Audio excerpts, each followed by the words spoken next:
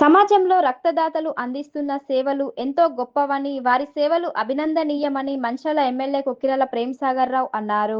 శనివారం మంచాల recreation club association ఆధ్వర్యంలో నిర్వహించిన మెగా రక్తదాన శిబిరానికి ఎమ్మెల్యే ముఖ్య అతిథిగా హాజరై జ్యోతి ప్రజ్వలన చేసి కార్యక్రమాన్ని ప్రారంభించారు.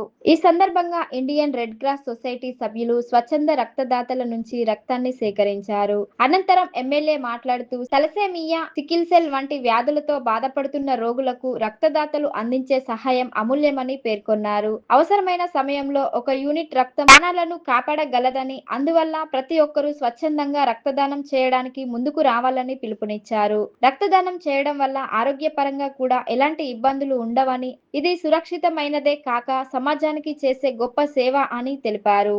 ఈ కార్యక్రమంలో Manchala municipal mayor Dharani Madhukar, corporator Sravanthi, recreation club అధ్యక్షుడు రమణ, కార్యదర్శి చెట్ల సత్యనారాయణ, క్లబ్ సభ్యులు, ఇండియన్ రెడ్ క్రాస్ ప్రతినిధులు, స్వచ్ఛంద రక్తదాతలు తదితరులు పాల్గొన్నారు.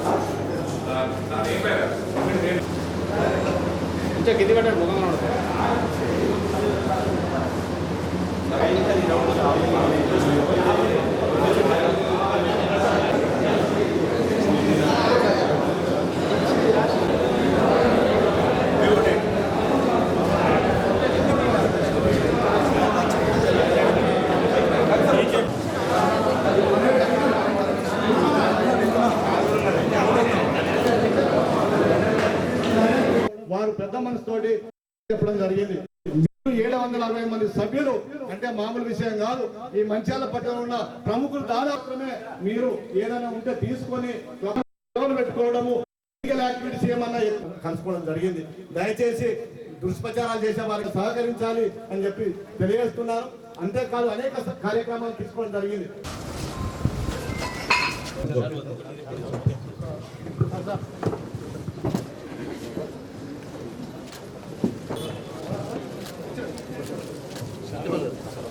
మహేందర్ గారు, స్పోర్ట్స్ సెక్రటరీ హరీష్ గారు, ప్రేమ్ గారు, శ్రీనివాస్ గారు అందరూ కూడా వేదికను అందివ్వడం జరుగుతుంది. దయచేసి అందరూ కుర్చీలలో కూర్చోండి. ఎమ్మెల్యే గారు ఇచ్చేసినటువంటి మంచిర్యాల అభివృద్ధి ప్రదాత శాసనసభ్యులు కిషోర్ గారికి మరి కమిటీ 70 సంవత్సరాల చరిత్ర కారణాలు ఏమైనా ఒక కార్డ్స్ రూమ్ ఎప్పటి నుంచి బంద్ చేయడానికి కాదు. కార్డ్స్ అనేది క్లబ్లో one of the activity. Club అంటే ఓన్లీ కార్డ్స్ కాదు, ఇంకా ఇంతకుముందు చెప్పినట్టు స్విమ్మింగ్ పూల్ కానీ, మీద షటిల్ కానీ, ఇంకా స్పోర్ట్స్ ఫెసిలిటీస్ కానీ, ఇంకా అన్ని రకాల సౌకర్యాలు కుటుంబ సభ్యులు కూడా క్లబ్కి వస్తే దినమంతా కష్టపడి సాయంత్రం వచ్చినప్పుడు ఎంతో కొంత సేవ తెచ్చుకునే విధంగా ఈ రకమైన ఆహ్లాదకర వాతావరణం క్రియేట్ చేసి దాంట్లో అందరూ సంతోషంగా ఉండడం దాందే క్లబ్ తప్పితే క్లబ్ అంటే కార్డ్స్ అనేది నాకు దానికి కారణం కూడా నేనే కావచ్చు. నాకు క్లబ్ ఉంది కాబట్టి మొత్తం 10 ఏళ్ళ నుంచి మళ్ళీ క్లబ్ పెడితే 7 క్లబ్ పెడితే 6 క్లబ్ పెడితే ప్రచారం చేస్తారు సార్.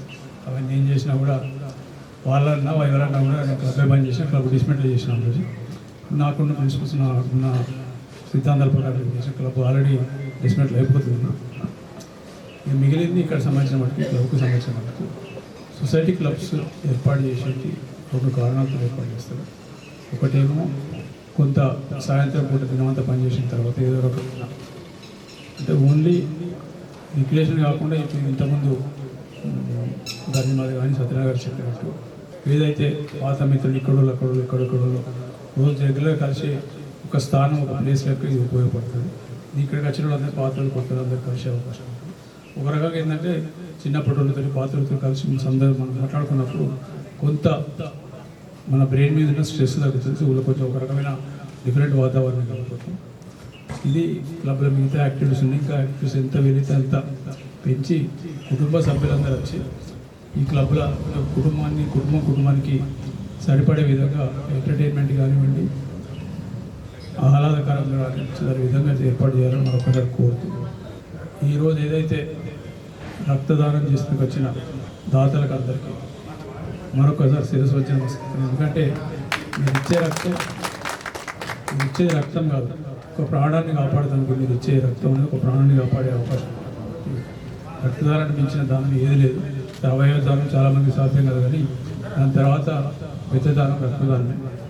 చాలామంది బీదవాళ్ళు రక్తం కొనుక్కునే పరిస్థితులు ఉన్నారు. కాబట్టి ఈ రకంగా చేయడం ద్వారా రెడ్ క్రాస్ సొసైటీ ద్వారా బీదవాళ్ళకు రక్తం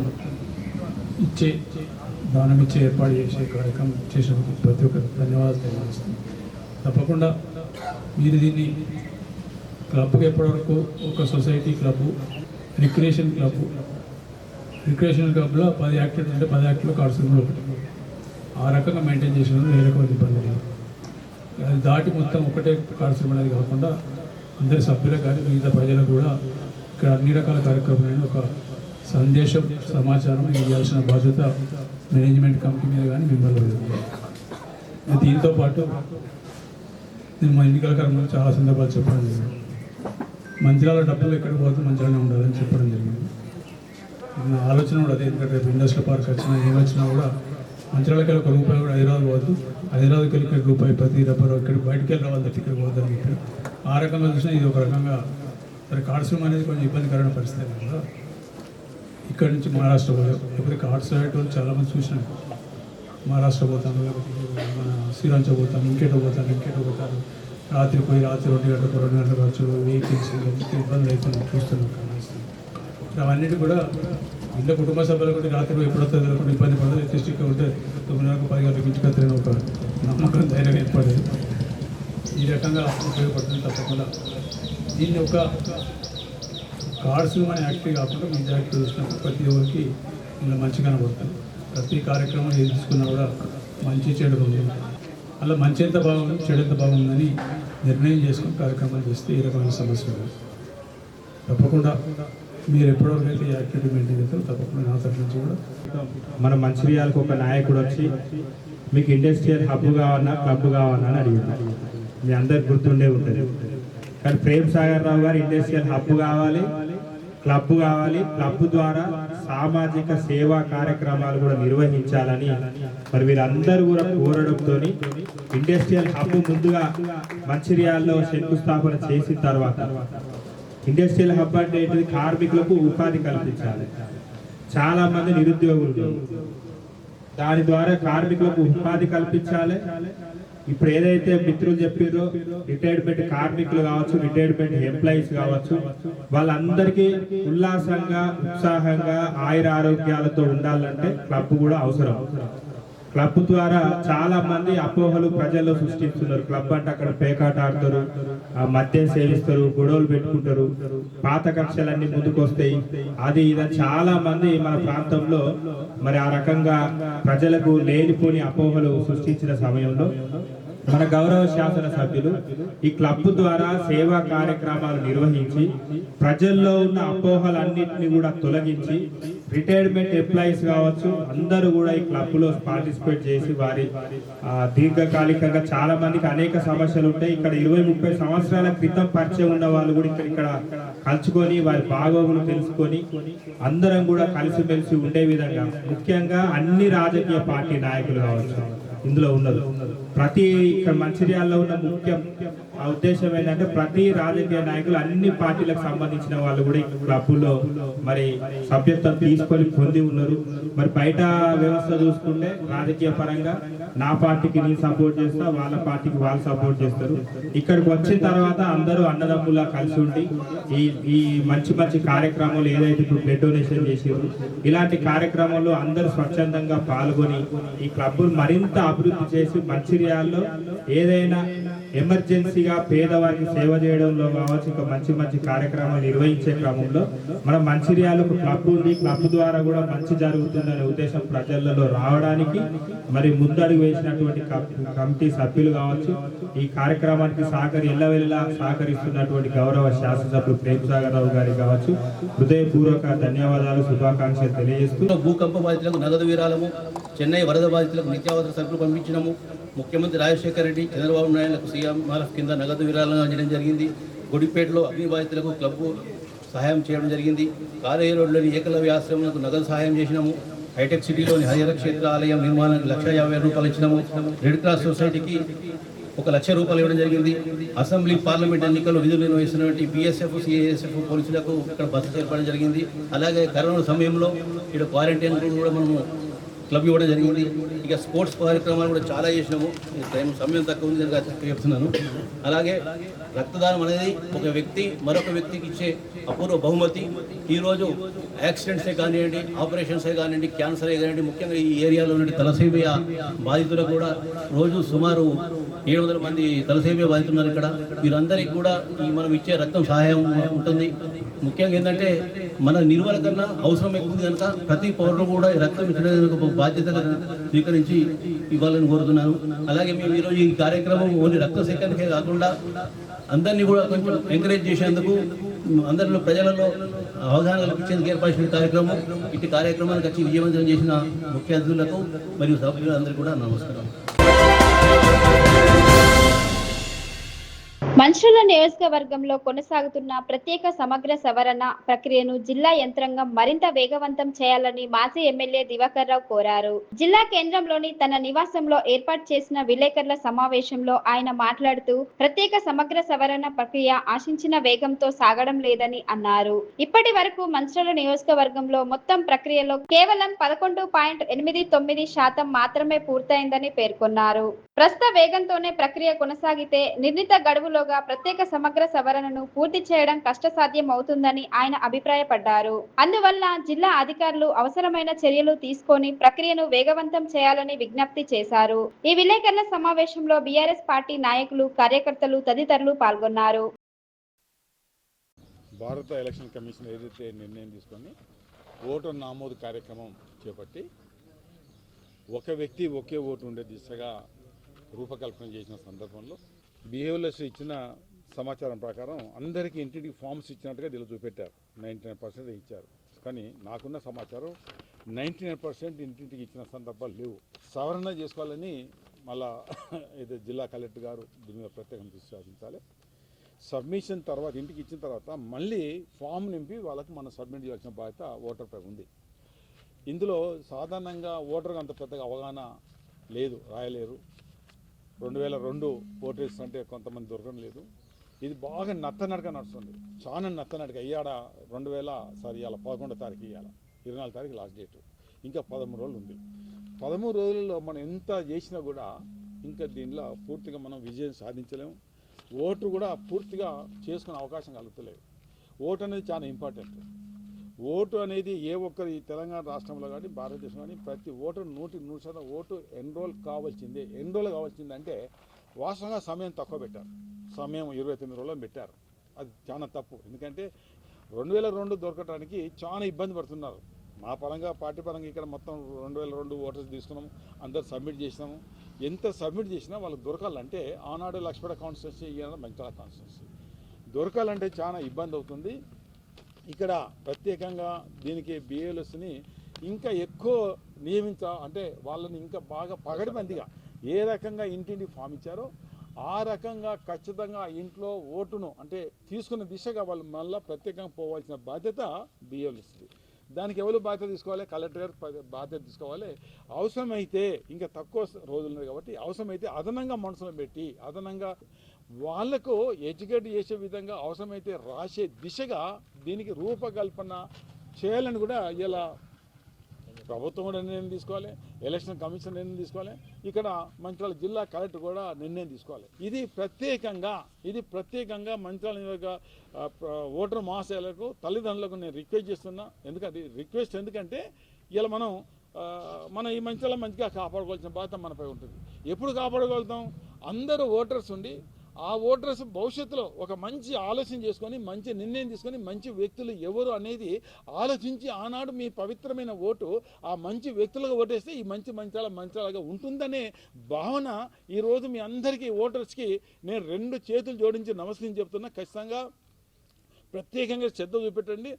ఎక్కడ ఒక్క ఓటు కూడా ఇవాళ ఎంటైర్ కాన్స్టిట్యూన్సీలో 2,83,000 ఏదైనా డబుల్ ఓట్స్ కానీ చనిపోయినా కానీ వేరే ప్రాంతం ఉంటే పోతే నో డౌట్ ఎంత వయసున్నా కూడా వాళ్ళ ఓటును సబ్మిట్ చేసే దిశగా ఒక దిక్కు పార్టీ పరంగా మా బీఆర్ఎస్ పార్టీ పరంగా ఏదైతే మా బూత్ లెవెల్ ఏజెంట్స్ ఉన్నారో వాళ్ళు కూడా ప్రత్యేకంగా చూపిస్తున్నారు. ఆ రకంగా ఎక్కడైతే బాగా స్లో, ఎక్కడైతే బాగా తక్కువైందో అక్కడ మళ్ళీ అపాయింట్ చేసి 100% ప్రతి ఓటరు నమోదయ్యేటట్టుగా జిల్లా యాంత్రాంగం కలెక్టర్ ప్రత్యేకంగా శ్రద్ధ చూపెట్టాలని ఈ సందర్భంలో కోరడం జరుగుతుంది.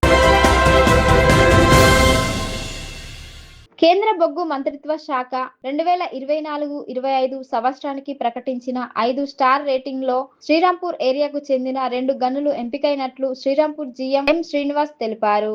శనివారం శ్రీరాంపూర్ జీఎం కార్యాలయంలో ఏర్పాటు చేసిన విలేకరుల సమావేశంలో డీజీఎం అనిల్ కుమార్ తో కలిసి ఆయన మాట్లాడారు. సింగరేణి వ్యాప్తంగా 5 గనులు 5 స్టార్ రేటింగ్ సాధించగా వాటిలో శ్రీరాంపూర్ ఏరియాకు చెందిన న్యూ సత్తుపల్లి, న్యాస్టెక్, RK6 గనులు జాతీయ స్థాయిలో ఉత్తమ గనులుగా గుర్తింపు పొందాయని తెలిపారు. గనుల పనితీరు, ఉత్తమ సేఫ్టీ విధానాలు, కార్మిక సంక్షేమం, పర్యావరణ పరిరక్షణ, పరిసర గ్రామాల అభివృద్ధి వంటి 7 ప్రధాన విభాగాల్లోనూ 50 అంశాల ఆధారంగా కేంద్ర బొగ్గు మంత్రిత్వ శాఖ ఈ రేటింగ్లను అందిస్తుందని జీఎం వివరించారు. 90% పైగా మార్కులు సాధించిన గనులకు 5 స్టార్ రేటింగ్ ఇస్తారని తెలిపారు. ఈ ఘనత సాధించడంలో కృషి చేసిన గని అధికారులు, కార్మికులు, సిబ్బందిని జీఎం శ్రీనివాస్ అభినందించారు. సింగరేణి సంస్థకు కేంద్రం నుంచి లభించిన గుర్తింపును పురస్కరించుకొని ఈ నెల 14వ తేదీ నుంచి శ్రీరాంపూర్ ఏరియాలోని గనులు, ఓసీలలో ప్రత్యేక వేడుకలు నిర్వహించనున్నట్లు తెలిపారు. ఈ కార్యక్రమంలో అధికారులు, ఉద్యోగులు, కార్మికులు పాల్గొని విజయవంతం చేయాలని ఆయన కోరారు.